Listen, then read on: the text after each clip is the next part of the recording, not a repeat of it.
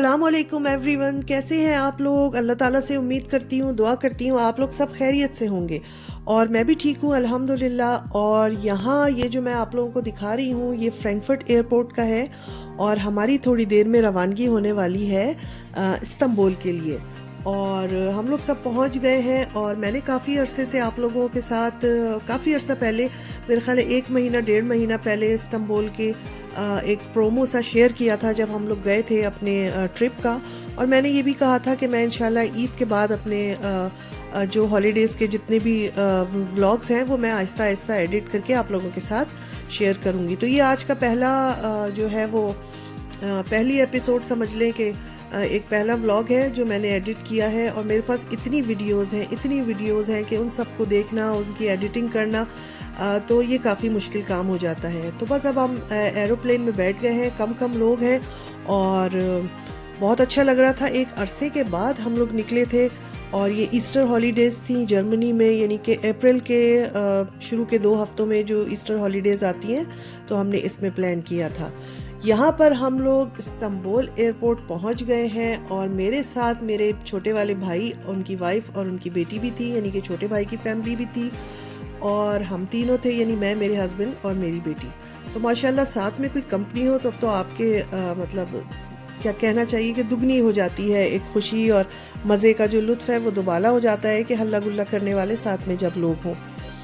तो यहाँ पर हम लोग पहुँच गए हैं और ये है इस्तांबुल एयरपोर्ट जो अभी नया बना है। मेरे ख्याल है 1 साल या 2 साल पहले ही इसकी ओपनिंग हुई है। इतना कोई शानदार एयरपोर्ट है ये। तो मैंने सोचा थोड़ा थोड़ा इसकी भी वीडियो क्लिप्स जो हैं वो मैं इसमें शामिल कर लूँ। वैसे तो इसमें ये 1 या 2% भी नहीं आया है क्योंकि कैमरे की आंख ज़ाहिर है एक हद तक उसको कैप्चर करती है, मगर जो आप अपनी आंखों से देखते हैं उसकी बात अलग ही होती है।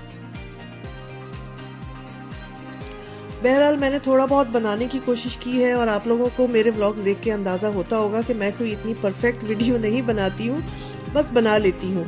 तो और यहाँ पर हम लोग पहुँच गए हैं अपने होटल और होटल के सामने बहुत प्यारी सी एक मस्जिद, जो ख़ास तुर्की का जो एक स्टाइल होता है मस्जिदों का, वो बहुत प्यारी मस्जिद थी। और पहले दिन हमें बहुत ख़राब वेदर मिला, बादल थे, बारिश थी। बहरहाल और ये हमारा होटल का रूम था और एक एवरेज सा नॉर्मल सा होटल था, मेरा ख्याल है 3 स्टार। तो अच्छा था मगर काफ़ी, और सबसे अच्छी बात है कि बहुत अच्छी जगह पर था। तो बस ये होटल रूम था हमारा और सामान वगैरह हम लोगों ने रख दिया था और हमको होटल में पहुंचते पहुंचते रात हो गई थी। रात नहीं, सॉरी, शाम। ये जैसे आप देख रहे हैं बिल्कुल मगरिब का सा टाइम है।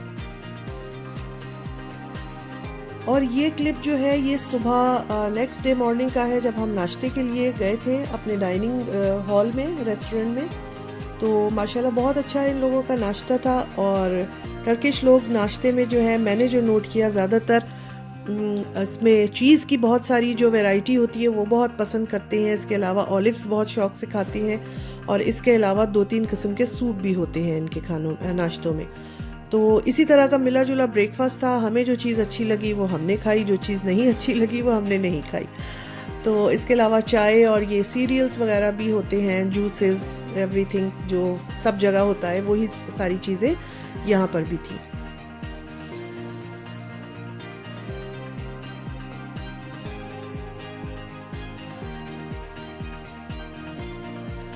टर्किश लोग चाय तो पीते हैं मगर ये लोग इसमें दूध शामिल नहीं करते हैं। तो हम तो अपने टी बैग्स भी ले गए थे क्योंकि हमें अपनी चाय की आदत है।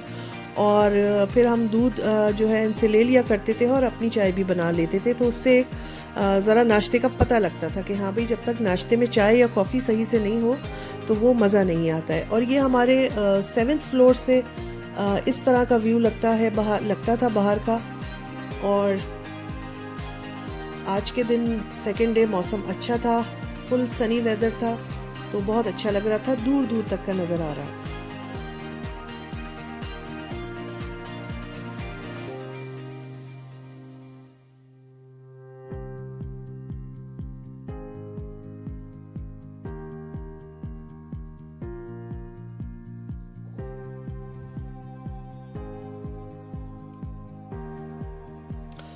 और ब्रेकफास्ट के बाद हम लोग जब बाहर निकले थे तो प्रोग्राम यही बना था कि सबसे पहले जाएंगे ग्रैंड बाजार।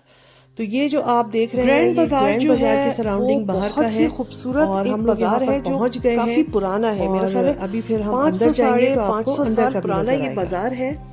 और सल्तनत उस्मानिया के दौर का, और उस ज़माने में कहते हैं कि ये बहुत बड़ा बाज़ार होता था और तिजारत का यानी बिज़नेस के लिए जो है ये बहुत बड़ा एक मरकज़ था।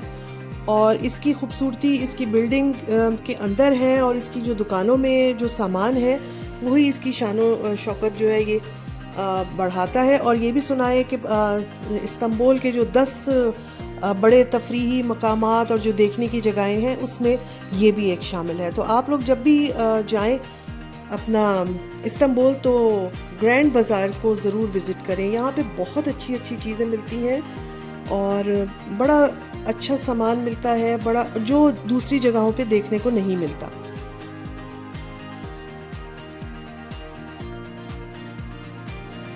और ये इतना बड़ा बाज़ार है, इतना बड़ा बाज़ार है कि इसमें तकरीबन जो है वो 22 इसके दरवाजे हैं, 22 इसके अंदर मतलब दाखिल होने के लिए जो गेट्स हैं वो 22 या 21 है, और तकरीबन इसकी 61 जो है वो स्ट्रीट्स यानी कि गलियां हैं अंदर ही अंदर, और वो इतनी बड़ी हैं, इतनी बड़ी हैं। और ये भी सुना है कि 4000 से 5000 दुकानें इसके अंदर हैं। तो आप इसकी उसका बड़े होने का अंदाज़ा लगा सकते हैं कि कितना बड़ा है ये, कि इसके 22 तो इसमें दाखिल होने वाले दरवाजे हैं, 61 जो है वो इसकी गलियां हैं, और 5000 इसमें दुकानें हैं। और दुकानों में ज़्यादातर जो है वो ज्वेलरी है, कपड़े हैं, और वो जो इनके ख़ास बर्तन होते हैं हाथ के पेंट किए हुए बने हुए बड़े खूबसूरत वो है। इसके अलावा कारपेट्स हो गए, लैम्प्स हो गए, और पर्सेस हो गए, बहुत कुछ है अंदर।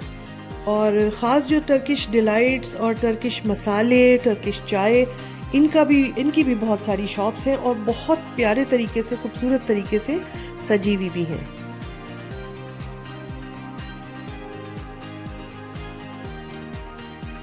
ग्रैंड बाज़ार में जब मैंने सुना कि रोज़ाना 4 लाख अफराद विज़िट करते हैं तो मैं तो हैरान ही रह गई, क्योंकि इतने ज़्यादा टूरिस्ट होते हैं इस्तांबुल में, इतने ज़्यादा टूरिस्ट होते हैं, और कोई ऐसा टूरिस्ट है नहीं कि जो इस्तांबुल जाए और वो ग्रैंड बाज़ार को विज़िट ना करे। तो यहाँ पर रोज़ाना जो एक एवरेज के तौर पे बताया गया है कि 4 साढ़े 4 लाख अफराद जो हैं वो इस बाज़ार को विज़िट करते हैं। और यहाँ की एक सबसे अच्छी बात भी ये है कि यहाँ के जो दुकानदार हैं उनको इंग्लिश भी आती है, उनको अरबी भी बोलनी आती है, वो रशियन भी बोलते हैं, वो जर्मन भी बोलते हैं, और अपनी ज़बान तो वो बोलते ही हैं।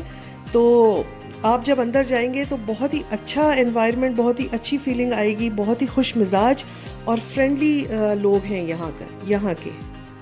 और ये जैसे आप देख रहे हैं मुख्तलिफ़ किस्म की शॉप्स हैं। ये सामने जो बंदा खड़ा है ना, ये लोगों को बुला रहा था, और इनकी शॉप में मुख्तलिफ़ किस्म के कॉस्ट्यूम्स थे, जिसमें बादशाहों के, यानी इनके जो बादशाह थे सुल्तान सुलेमान, उनका कॉस्ट्यूम, उनकी वाइफ का, और कैसे उस वक्त की शहज़ादियाँ शहज़ादे कपड़े पहनते थे। और ये अंदर बुला रहे थे, और इनका ये था कि भाई आप इनसे फ़ोटोग्राफ्स वगैरह बनवाएं, तो वो आपको कॉस्ट्यूम पहना के फिर आपको बादशाह सलामत और मलका आलिया बनाकर वो आपके फ़ोटोग्राफ्स वगैरह लेंगे।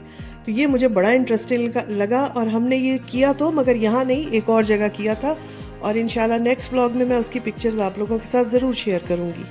तो ये एक टर्किश डिलाइट की शॉप थी, और यहाँ पर बहुत वैरायटी थी टर्किश चाय की।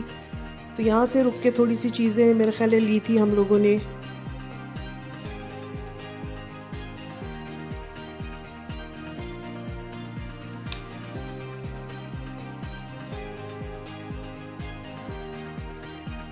इसके अलावा मैंने ये सुना है, अब मुझे नहीं पता ये किस हद तक बात सही है, कि यहाँ पर हॉलीवुड के फिल्मों के लिए जो पुरानी फिल्में बनती हैं उसके लिए जो कॉस्ट्यूम्स वगैरह जाते हैं, लेदर के मतलब जैकेट्स और कपड़े और बूट्स वगैरह, वो भी मैंने सुना है कि टर्की ग्रैंड बाज़ार से ही जाते हैं। तो इसमें बहुत वैरायटी है। आप लोग जब भी जाएं ज़रूर जाइएगा। थोड़ा सा महंगा है और चीज़ों को लेते वक्त बार्गेनिंग बहुत करनी पड़ती है, मगर बड़ा मज़ा आता है जाके। और इस वक्त तो रश ये ना होने के बराबर था। मैं जब पहले 2 बार जा चुकी हूँ उस वक्त तो इतना रश था, क्योंकि ऐसे हालात नहीं थे आजकल जो दुनिया के हैं। उस वक्त इतना रश था कि यहाँ पे मुझे नहीं लगता कि कोई खड़ा होकर हम कोई फ़ोटोग्राफ्स ले सकते थे या वीडियो बना सकते थे। इस वक्त भी वीडियो भी बन गई थी और फ़ोटोग्राफ्स वगैरह भी हो गए थे, तो रश काफ़ी कम था।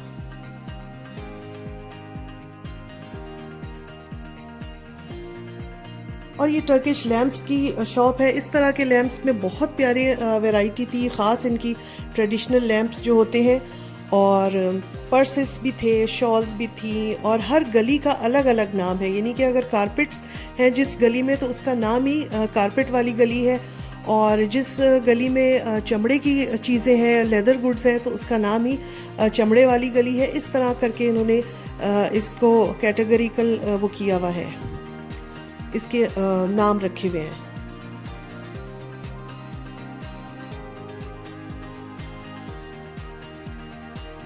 तो जनाब हमारा काफ़ी टाइम ग्रैंड बाज़ार में गुजरा, और उस दिन क्योंकि आप अंदर चले जाएं तो बस खो जाते हैं, आपको अंदाज़ा ही नहीं होता कि आप किधर जा रहे हैं, किधर से घुसे हैं और किधर निकलेंगे। ये बहुत ज़बरदस्त एक टर्किश चाय की शॉप थी, और मैंने भी काफ़ी सारी चाय की वैरायटी यहाँ से ली है। यहाँ से तो नहीं, बाहर से ली थी, मगर मैंने भी टर्किश चाय ली है। ये टर्किश डिलाइट की शॉप थी। तो बस इसी तरह की आप लोगों को अंदाज़ा हो गया होगा।